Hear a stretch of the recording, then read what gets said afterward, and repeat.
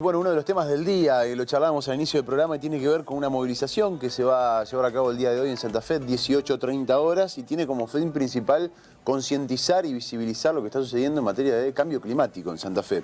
Y está con nosotros Cintia Balaudo, es abogada y es cofundadora de Capibara. ¿Cómo andas, Cintia? Bien, muy bien, buenas Bienvenida. tardes. Gracias por la invitación. No, por favor, un placer. 18:30 horas es Sí, hoy la movilización. 18:30 horas la concentración arranca en el puente colgante para la marcha, pero a partir de las 16:30 horas ya se van a estar realizando diferentes tipos de actividades. Para la gente que se quiera acercar, van a haber talleres, emprendedores, desde más temprano. Bien, bien, o sea que a partir de las 16:30 ya va a haber actividades. Exactamente. ¿Dónde? También ahí en el puente colgante, sí, todo se concentra ahí. Bien. Son varias organizaciones las que convocan, además de Capibara, ¿no? Sí, la verdad que dentro de este proceso que tiene sus particularidades, ¿no? de ser manifestaciones que han sido impulsadas por básicamente adolescentes, bien, que lograron congregar globalmente a mucha gente que empezó a expresarse respecto a la problemática. En Santa Fe tenemos la particularidad de que es un evento en el cual se van a nuclear entre 9, 10 asociaciones y organizaciones, que es una cuestión muy importante porque estamos todos enfocándonos en el mismo tema. Hoy, ¿notás que el tema tiene un lugar un poco más amplio en la agenda quizá que años anteriores, o todavía no lo ves? No sé si en la agenda específicamente, pero sí es un tema que se ha instaurado en la pública. Cuando nosotros hablamos concretamente de la problemática del cambio climático, estamos hablando de algo que inició décadas atrás, algo que es conocido incluso por la comunidad internacional.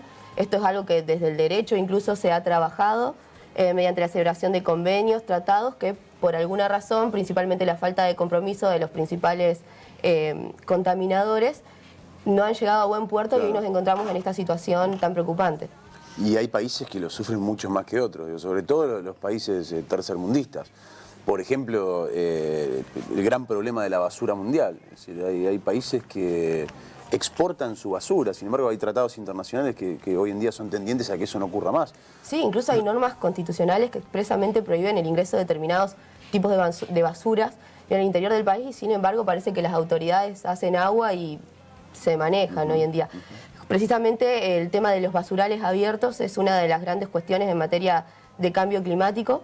Bueno, las emisiones de gases de efecto invernadero, la deforestación, sin hablar lo que está pasando en la Amazonía, es una cuestión muy grave y preocupante que hace que este proceso de calentamiento global, del cual se desprende el cambio climático, porque el cambio climático es consecuencia del calentamiento global, hoy en día empiece a acelerarse cada vez más.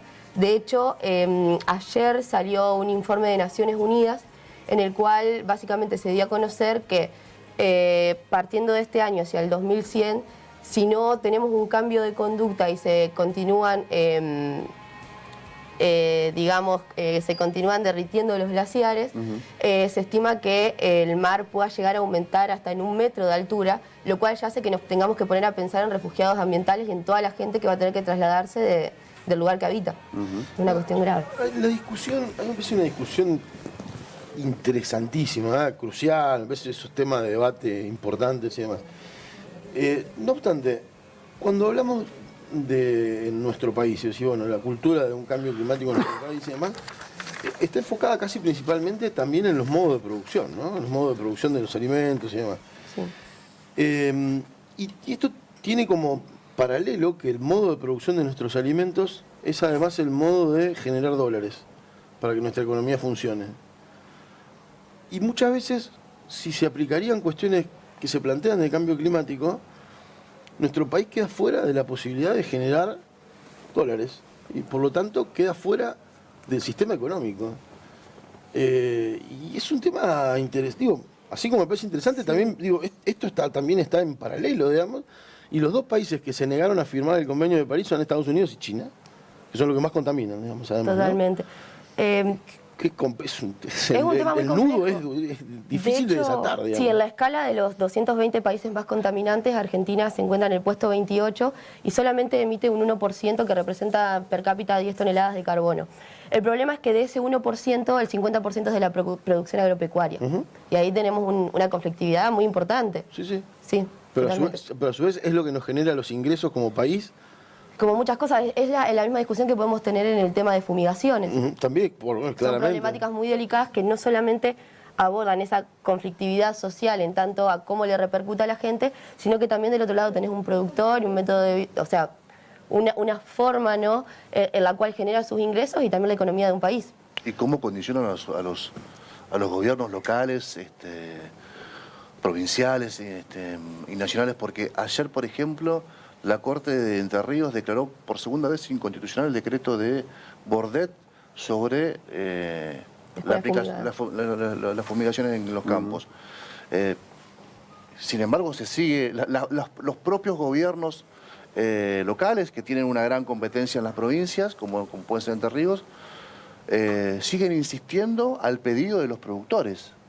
Siguen insistiendo al pedido de los productores y generan totalmente una puja de poder entre los mismos poderes del Estado. Tenemos, los poderes del Estado son autónomos, tenemos el Poder Judicial diciendo no podemos hacer esto, da la orden, efectivamente, una sentencia de que esto tiene que frenar, y viene el Poder Ejecutivo a hacer totalmente lo contrario. Claro. Es una situación institucional realmente muy grave y preocupante lo que está pasando en Entre Ríos. ¿Y Santa Fe? Santa Fe, en Santa Fe es distinto porque por el momento tenemos casos, como por ejemplo el caso San Jorge, que es un caso muy conocido. Por ejemplo, en materias de escuelas fumigadas, aún no tenemos ningún antecedente puntualmente de ese tema. Santa Fe tiene una ley provincial que regula la materia de fumigaciones. El problema con esa ley es que ha quedado bastante desactualizada, para ser honesta. Hay determinados tipos de métodos de fumigación que no se encuentran previstos. Sin ir más lejos, una de las conflictividades que podemos encontrar cuando vemos las escuelas de la zona es la fumigación, por ejemplo, a mochila, con la mochila claro. manual. Eso no está regulado en la ley. Entonces, ¿cómo medimos la distancia si no tenemos el método regulado?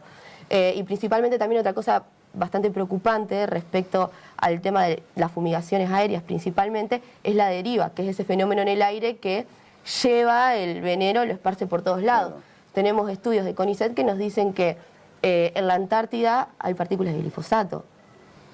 Y nosotros todavía seguimos discutiendo cosas tan básicas como la modificación de una ley. Que no es que esa ley no se haya tratado de modificar, simplemente no hubo la voluntad política para hacerlo.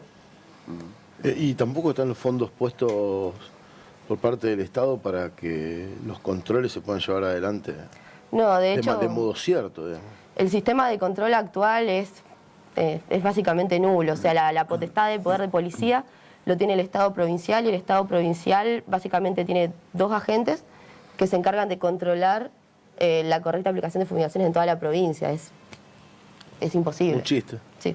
Sí, además la propia ley es bastante contradictoria en algunos sentidos. La ley provincial es del 95 y además deja librado a que cada comuna y cada municipalidad intervenga en la materia según lo que le parezca, por ejemplo, en cuanto al límite con asentamientos urbanos para poder fumigar. Tenés localidades en la provincia de Santa Fe que tienen 150 metros, tenés otras que tienen 500 metros, tenés otras que tienen 1000 metros, y eso varía. Con lo cual, también es una cuestión que va más allá de un perímetro para fumigar. Entendamos que detrás del glifosato están las grandes multinacionales, está Monsanto, por ejemplo, o está Bayer ahora, que son empresas con un poder de lobby internacional muy fuerte, y que uno pretende decir, bueno, una pequeña comuna, ¿cuánto peso puede hacer un presidente comunal contra semejantes monstruos? Y la provincia de alguna manera es como que se lava las manos en ese sentido, porque dice, bueno, arréglense las comunas y los municipios, cuando en realidad es una pelea mucho más grande, ¿no? Sí, e incluso también otra cuestión, pero para que veamos en el estado realmente en el que estamos, es que hay muchos de los pueblos, de las localidades rurales que se ven fumigadas o alcanzadas, ni siquiera tienen hecha la delimitación territorial necesaria para poder establecer el punto de partida y marcar la distancia. ¿De dónde se empiezan a contar? Digamos. Claro, entonces básicamente se maneja. Claro, claro.